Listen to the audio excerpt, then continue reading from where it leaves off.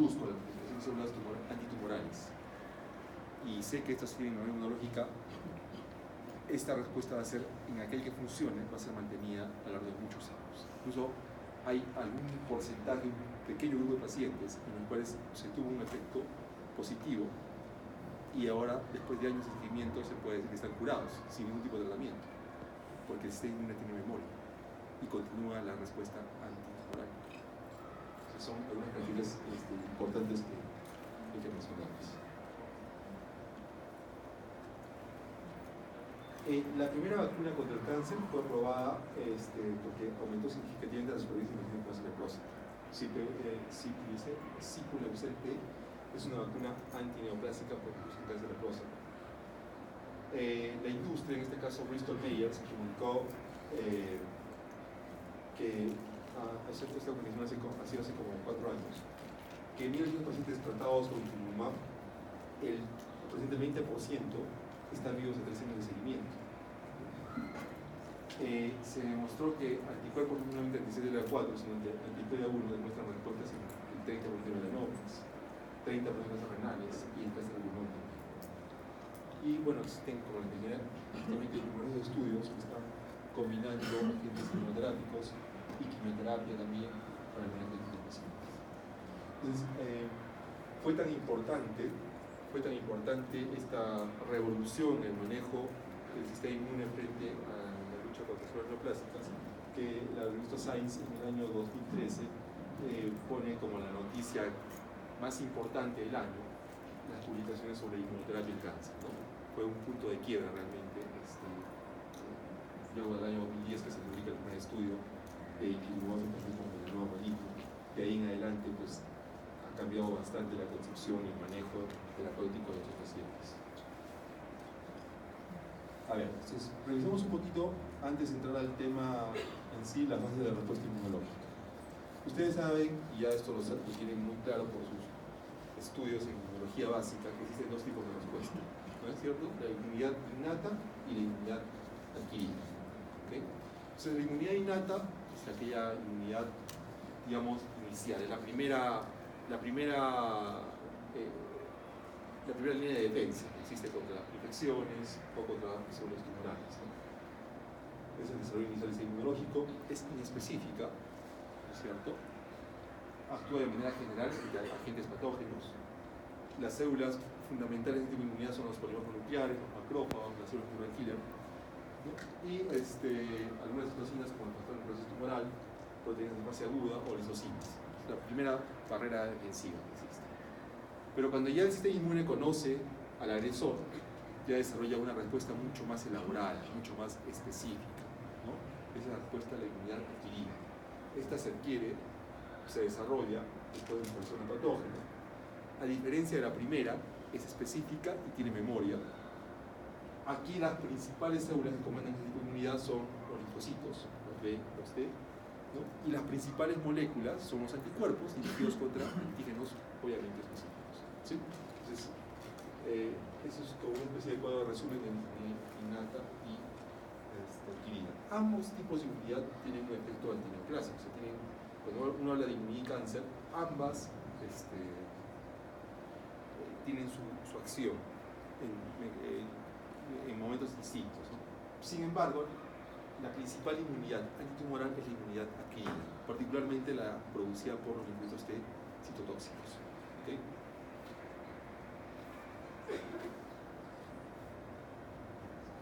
Entonces, si uno habla de la inmunidad mediada por células, vamos a entrar un poquito más al tema, tenemos también distintos tipos de células inmunitarias. Ustedes también seguramente recuerdan.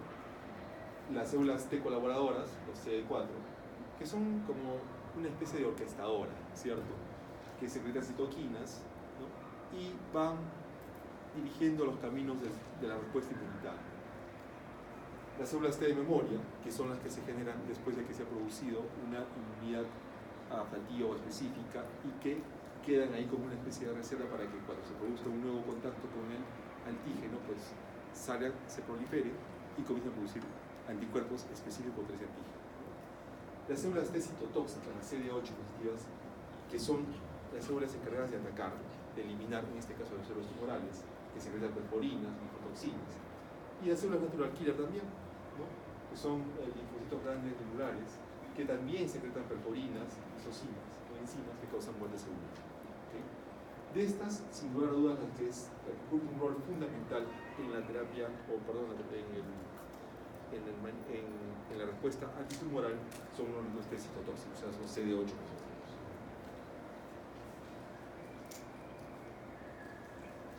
Repasemos brevemente las fases del reconocimiento antigénico. Ustedes saben que se entra un patógeno o un agente infeccioso o un antígeno tumoral y este es reconocido por un tipo de célula que se llama célula presentadora de antígeno, ¿no es cierto? Que las hay de diferentes subtipos de acuerdo en diferentes órganos, ¿no es cierto? La célula del ángel, por ejemplo, que es muy importante, que está en la piel, en otras vísceras también, las células del Pfeiffer, las células de microglia también es el nervio central, en fin. Son células especializadas en capturar elementos extraños, patógenos. Esta célula presentadora de antígeno lo que hace básicamente, agarra el patógeno, lo procesa y lo va a presentar a una célula T. ¿A través de qué? A través del complejo mayor de histocompatibilidad. ¿Sí? Entonces, tenemos la célula presentadora de antígeno, como el antígeno procesado, lo expresa o lo presenta a través del complejo mayor de histocompatibilidad y la célula T reconoce al complejo de histocompatibilidad a través de su receptor, el receptor de células T. ¿Okay? Entonces, esa es la primera fase. Una vez que se ha producido la presentación entre la célula T y la célula receptora de antígeno, en la sinapsis inmunitaria se van a comenzar a producir una serie de moléculas que van a estimular o van a inhibir el tipo de respuesta que se genera. O sea, en este momento, en la fase de activación del linfocito T, se va a decir qué conducta o qué manejo se va a dar ante la presencia de este patógeno. ¿Muy bien? Entonces, de las principales moléculas coestimuladoras que están presentes en la sinapsis inmunitaria, tenemos a CD28 por parte de la célula T y a B7. De la interacción de estas dos moléculas, una vez que se interactúan, van a favorecer la activación del linfocito.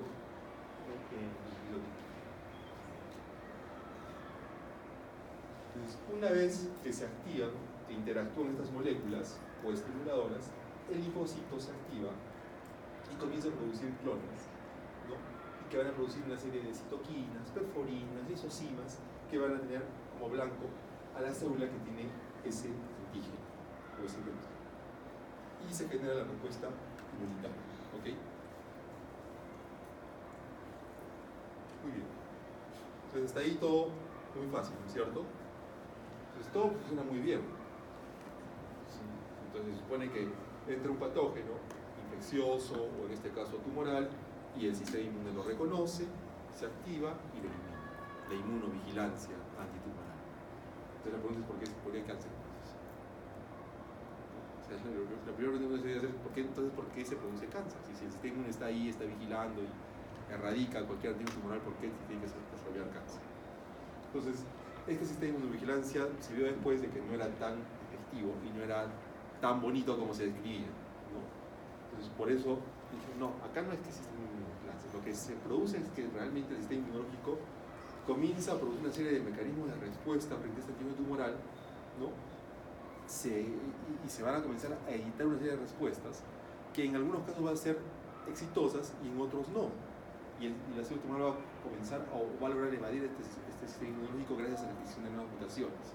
Entonces se cambió el nombre de inmunovigilancia por el de inmunoedición, un nombre que ya iba más de acuerdo a lo que se estaba produciendo realmente. ¿Ok? Entonces, y se estableció que la inmunoedición tenía particularmente tres fases, las tres E: la fase de eliminación, la fase de equilibrio y la fase de escape. ¿Okay? Una célula normal es expuesta a agentes carcinógenos, inductores, luego a promotores, y la célula normal adquiere un fenotipo maligno. ¿Okay? Es reconocida por el sistema inmunológico, como hemos visto hace unos minutos. El sistema inmunológico lo reconoce, activa los mecanismos de respuesta de inmunidad innata y luego adaptativa. ¿Okay? Entonces se produce toda una serie de lucha ahí, se recluta mayor cantidad de linfocitos T, citotóxicos, linfocitos natural killer, se comienza a secretar anticuerpos antitumorales, se comienza a secretar citoquinas, perforinas, lisocinas, y se produce la eliminación de la célula tumoral. Sin embargo, existen algunas células tumorales que logran, por un mecanismo de resistencia, logran sobrevivir a esta primera fase de eliminación. Y por más que el sistema inmune le da la lucha, no la puede eliminar. Entonces, en términos simples, hacen una especie de pacto, una especie de tratado. Okay, yo no te elimino, pero tú tampoco me hagas daño. ¿Sí? Vamos a entrar en una especie de fase de equilibrio. Vamos a convivir, vamos a hacer un pacto un tratado de paz. Entonces viene la fase de equilibrio, donde el sistema inmunológico está ahí, pendiente, pero no es capaz de eliminar, es decir, controla a la célula tumoral, pero no la elimina. Pero ojo, nosotros hemos dicho de que las células neoplásicas cancerosas son elementos vivos que cada vez están adquiriendo mayor número de mutaciones y cada vez tienen capacidad de tener ventajas cognitivas sobre el resto, ¿cierto? Entonces, no es que en esta fase de equilibrio están tranquilitas ahí, controladas, ¿no? Sino que están adquiriendo mayor número de mutaciones para poder evadir al sistema inmunológico.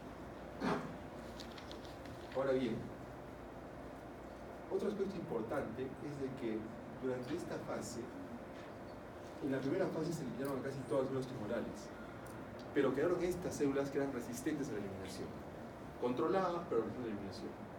Entonces parece también que hay una especie de inmunoselección, es decir, el mismo sistema inmune comienza a seleccionar células tumorales, las que no puede erradicar o eliminar, y estas son las más fuertes.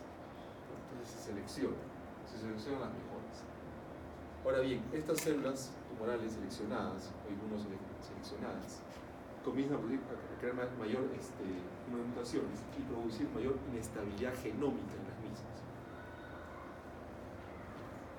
Y una vez que ya tienen la capacidad, por ejemplo, de reclutar a linfocitos T reguladores, que son linfocitos T que van a inhibir la respuesta inmunitaria, o son capaces de comenzar a producir o a inducir la producción de mayor número de proteínas inhibitores de respuesta inmunológica como CTLA4, como PD1, entonces en ese momento dicen rompo el convenio, rompo el pacto y paso a la fase de escape tumoral. En este momento la célula tumoral ya comenzó o ya adquirió la capacidad de reclutar a células inmunosupresoras, de incrementar las proteínas inmunosupresoras y de evadir la respuesta inmunitaria. Entonces pasa a una fase de escape tumoral. Y ahí es donde se comienza a producir ya el tumor en sí. ¿Okay? Entonces esas son las tres fases de la inmunización: eliminación, equilibrio y escape.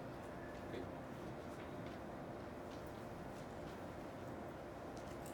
Ahora, hablar de evasión inmune realmente es una clase aparte, ¿no? Sin embargo, para resumir, vamos a decir que existen los principales 4 mecanismos para evadir al sistema inmunológico: son el reclutamiento de células inmunosupresoras, que las células tumorales capaces de hacerlo a través de mecanismos paracrinos y paracrinos. El hecho de que también la célula tumoral produzca que la célula presente antígeno presente el antígeno pero de manera ineficiente, o sea, comienza a producir alteraciones en la expresión de los complejos mayores de histocompatibilidad. Entonces, esa ineficiencia en la presentación del antígeno del complejo T también es otro mecanismo de evasión inmunológica. Comienzan a liberarse factores inmunosupresores, como se ha mencionado, y hay una irregulación en la sinapsis. En el momento que se produce la presentación de antígeno-anticuerpo, en la fase de coestimulación, no solamente vuelvan a comenzar a sintetizarse proteínas como B7 o CD28, que son coestimulantes positivas, sino también van a comenzar a producirse coestimuladores pero negativos, como CTLA4, como PD1. Y acá tienen unas teorías de listas: CTLA4, PD1, B7, TIM3, ¿no? LAG3, que son moléculas que están siendo estudiadas. Entonces, es tan importante esta capacidad de variables tecnológico que desde hace algunos años ya se ha incluido en los hallmarks o los puntos importantes a través del cual se desarrolla una neoplasia.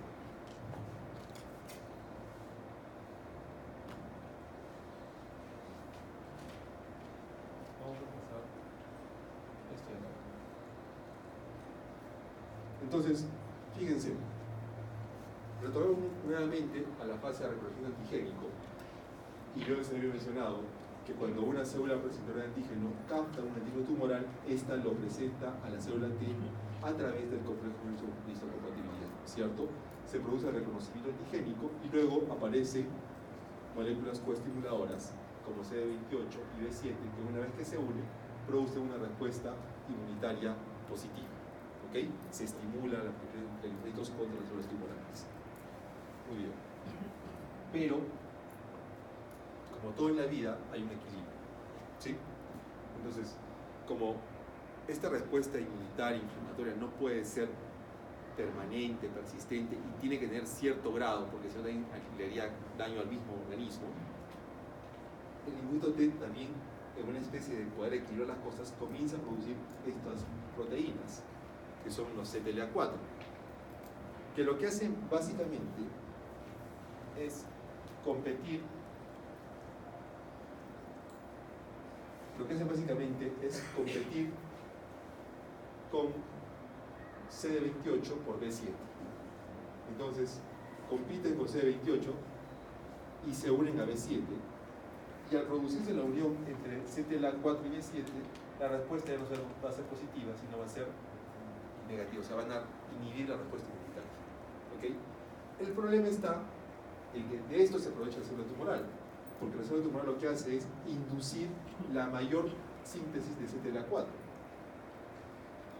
Hace que el virus exprese en mayor cantidad de CTLA4, hace que exprese en mayor cantidad de PD-L1, y de esa forma pueda sobrepasar a CD28 y llevar más bien la respuesta inmune hacia una respuesta inhibitoria y no estimulatoria. ¿Sí? Está claro, ¿no es cierto? Entonces, ¿qué sucede? ¿Por qué? Entonces, ¿y por qué es importante conocer eso? O sea, ¿qué aplicación tiene todo esto? Lo que sucede es que nosotros ya nos hemos dado cuenta de esto y los investigadores lo que dicen es, ok, si yo sé que existe una sobreexpresión de CTLA4, lo que voy a hacer es crear un anticuerpo que vaya directamente contra CTLA4 y lo bloquee, para de esa manera inhibir o evitar que este compita con B7 o C28, y en otras palabras, quitar el pie del freno y promover la respuesta inmunológica. Entonces, esto es lo que se está haciendo: anticuerpos contra checkpoints inmunitarios. Ipilimumab es un anticuerpo que bloquea CTLA4 y se utiliza en pacientes con diversos tipos de neoplasias avanzadas.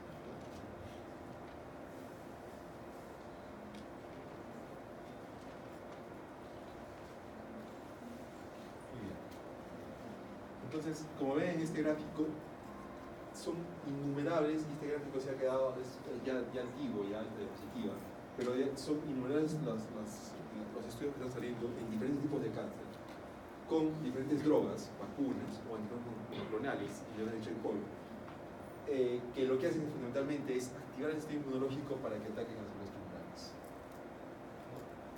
En cuanto a inmunoterapia, tenemos dos tipos, la pasiva y la activa.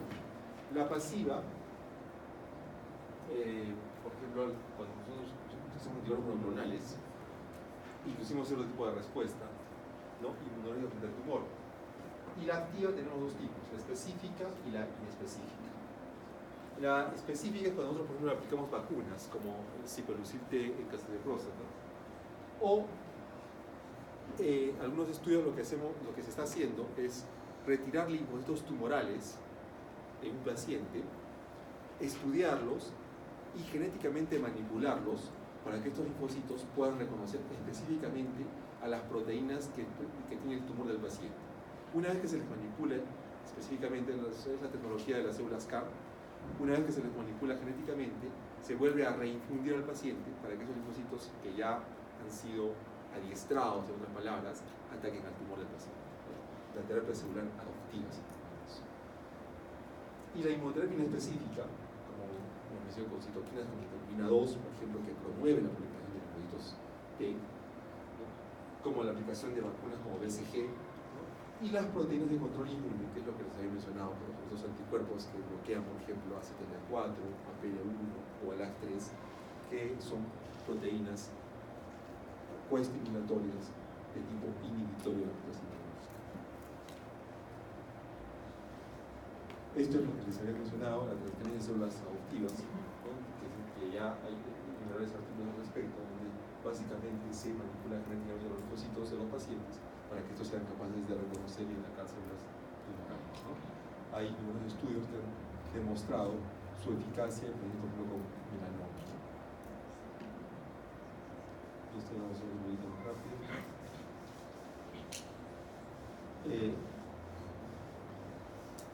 Entonces, ya se ha comenzado a reconocer que existen moléculas que participan en la sinapsis inmunitaria, como CTLA4, ¿no?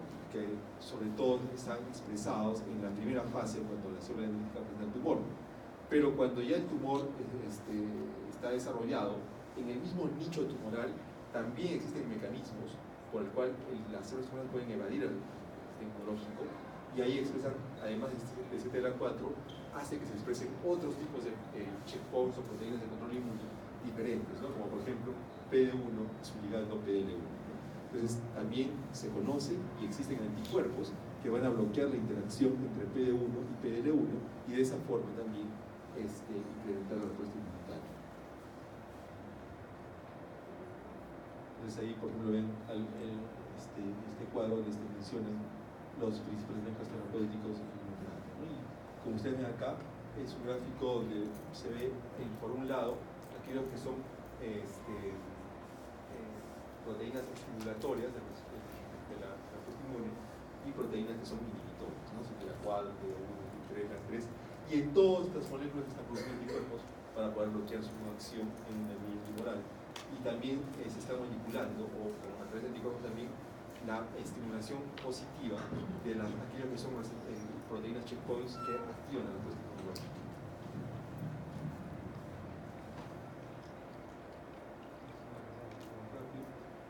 PDL1, el conocimiento de la existencia de PDL1 con su ligando PDL1 es muy importante porque la mayoría de anticuerpos que están saliendo ahora justamente se encargan de bloquear a esta proteína y su receptor, ¿no? Y el mecanismo que ocurre este bloqueo es básicamente a nivel intratumoral, o sea, en el nicho intratumoral, Como les mencioné, el bloqueo de CTLA4 ocurre básicamente en la primera fase, la fase de reconocimiento.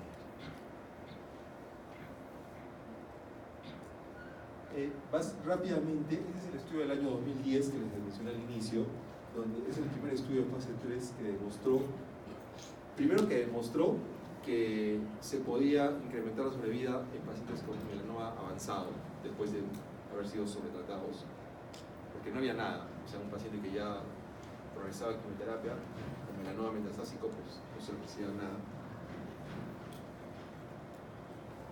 Y este fue el primer estudio donde se demostró que pacientes que recibían ipilimumab tenían más sobrevida que pacientes que recibían otro tipo de vacunas o terapia paliativa, ¿no? Pero lo más interesante de esto fue de que, si bien es cierto, los datos nos dijeron que básicamente la sobrevida a los 2 años de seguimiento era de 20%, es decir, solamente el 20% seguía vivo, tratados con ipilimumab. Bueno, eso ya era un gran logro, porque antes el 100% estaba muerto, ¿no? Pero teníamos un 20% que seguía vivo. Pero lo más interesante fue esto, ¿no? De que ese 20% que seguía vivo, después incluso de haber culminado el tratamiento, continuaba vivo. Y hay estudios que se han realizado y han revisado estos datos después de 4, 5, 6 años. Y los pacientes siguen vivos. Entonces, ya hay quienes se animan a decir que esos pacientes están curados. Imagínense, pacientes con melanoma avanzado, metastásico, que ya habían sido tratados con radioterapia, quimioterapias, que no tenían ya mayor expectativa, siguen. Entonces, claro, el kit del asunto está ahora, porque son terapias muy caras en realidad. Entonces, a veces aplicar a todo el mundo, a todos los pacientes, genera un alto costo para el Estado, la institución. Entonces, el kit ahora es poder identificar a ese 20%, o sea, identificar que en ese paciente sí me va a funcionar y con esa seguridad puedo aplicar esta droga tan cara o estas drogas tan caras. Entonces, y evito también casos de gastritis. Entonces, hay también unos estudios que se están viendo biomarcadores predictivos de respuesta para poder reconocer ese tipo de pacientes y para poder aplicar ese tipo de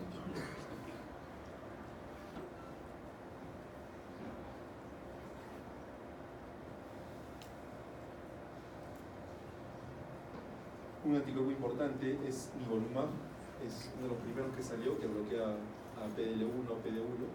Hay otros ahora como pembrolizumab, atezolizumab también. Bueno, estos ya son estudios clínicos, no es necesario que ustedes los conozcan, no es el caso. Pero ya para terminar, este gráfico sí es importante porque es lo que les decía inicialmente, ¿no? Miren, fíjense, este es un paciente con un melanoma. Se le aplica el tratamiento inmunológico y fíjense, en la semana 12 del tratamiento, miren las lesiones, comparen con las de arriba, que es con las que se inició. ¿Qué dicen ustedes? ¿Aumentó o bajó? De aquí a acá. Se incrementó, ¿verdad? O sea, uno lo que podría decir es de que el paciente está peor. ¿Sí? Entonces, si yo, por ejemplo, baso este tipo de respuesta para tomar una decisión, por ejemplo, si yo estuviese aplicando quimioterapia, mi decisión sería suspender la quimioterapia porque no está funcionando. Dice no. Pero en el caso de inmunoterapia, acuérdense lo que dije inicialmente, o sea, la inmunoterapia demora en actuar, no actúa inmediatamente. Y lo que pasa inicialmente es de que como yo quito el pie del freno, se va a producir una respuesta inflamatoria inicialmente. Entonces lo que se dice es de que probablemente inicialmente, en algunos pacientes lo que sucede es de que se produce una respuesta inflamatoria, hay más concentración de linfocitos y esa respuesta inflamatoria falsamente daría la impresión de que estaría produciendo una progresión de la enfermedad. Sin embargo, fíjense, se continúa el tratamiento, a pesar de que había clínicamente una incrementación, se continúa el tratamiento, y en la semana 16 ya se objetiva una regresión de las lesiones, ¿no? Y en la semana 130 prácticamente han desaparecido las lesiones. Entonces, el mensaje de esto es de que cuando uno utiliza inmunoterapia, uno hay que tener paciencia, y dos, que se tiene que confirmar esta progresión, porque puede tratarse de una pseudo progresión. Entonces uno tiene que confirmar que había una progresión después de 4 semanas más de seguimiento, para ver si efectivamente está funcionando con eso. Eso básicamente, y ya para terminar.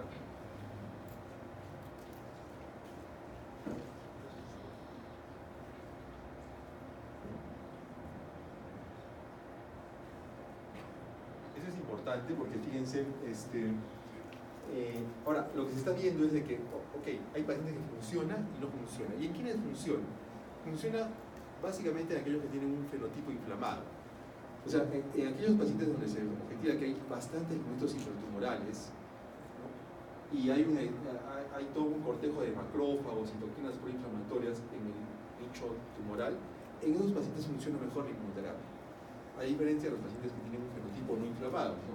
Donde hay poca cantidad de linfocitos, ¿no? Hay poca cantidad de citoquinas inflamatorias. Entonces, al darse cuenta de esto, se está manipulando también, hay algunos anticuerpos que se están utilizando, para llevar de un fenotipo inflamado, no inflamado a uno inflamado. Inclusive, por ejemplo, se está especulando que un paciente con un fenotipo no inflamado, yo le puedo aplicar primero quimioterapia o radioterapia, y la quimioterapia, como tiene la capacidad de destrucción, se liberan neoantígenos, de la destrucción celular se liberan neoantígenos, y esos neoantígenos podrían estimular el sistema inmunológico. Entonces, lo lleva un paciente de un fenotipo no inflamado a un inflamado, y cuando esté inflamado recién aplico la inmunoterapia. Entonces todo eso se está viendo, se está estudiando para el manejo de este tipo de pacientes, ¿no? Entonces fíjense, esta cuestión es un poquito antigua, pero igual nos está demostrando cómo ha evolucionado el manejo del cáncer, ¿no? Desde los cuidados paliativos, nada más que simplemente un cáncer de pulmón, y ahora, ¿no? Donde tenemos tratamientos con quimioterapia, tratamientos biológicos, tratamientos con inmunoterapia, que ha incrementado ostensiblemente la sobrevida de nuestros pacientes, ¿no? Entonces, yo creo que esto va a seguir avanzando. Esto viene la genoterapia también. Entonces, vamos a tener mucho más armamentos como para poder combatir ese terreno. Listo. ¿Preguntas?